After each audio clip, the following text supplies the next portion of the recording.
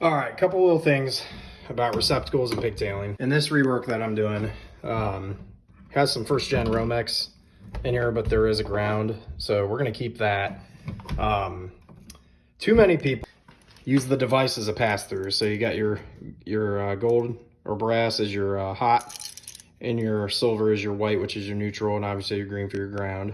Too many people are using the device to pass through for the junction onto the next receptacle. So they're either one, backstabbing, which never do. There's just two little prongs on the back of this that it's just not reliable. I've replaced too many of these. You'll see in a lot of new construction wires, and just when people want to be too quick, especially with 14 gauge wire, which is really all that can take, they push through that hole right there and then backstab, and there's just two little prongs that grip onto the wire. And it's not reliable. It's always best to wrap your terminals right here clockwise. So as you're tightening it, you curl your ends here and wrap it clockwise around here. So as you're tightening it, it doesn't loosen the wire up. But pigtail your devices.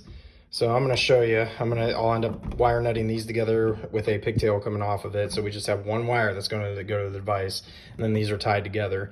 So I don't think it's against code to not pigtail, but it's so much neater and so much more professional to pigtail, and you have a more reliable connection that way, and you're not using the actual device as a pass-through for power. The pass-through's coming, the junction's coming from here and not the actual device, if that makes sense.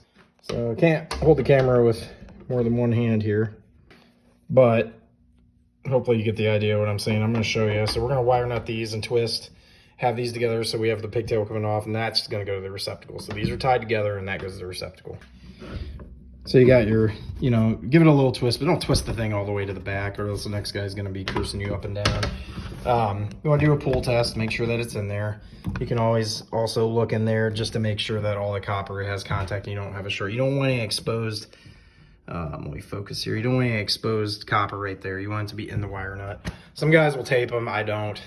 If there's going to be two, this is a two gang or more, there's gonna be more than one device in there. Sometimes I'll tape the terminals, tape the side of the device, just so they don't arc and touch each other, or if someone's in there working and they don't shut the power off, they're not bumping the devices together, or over time they work loose and sometimes they can slide into each other. But for a single device, there's really no need to tape the device. So I'm gonna get the neutral and the ground tied up here.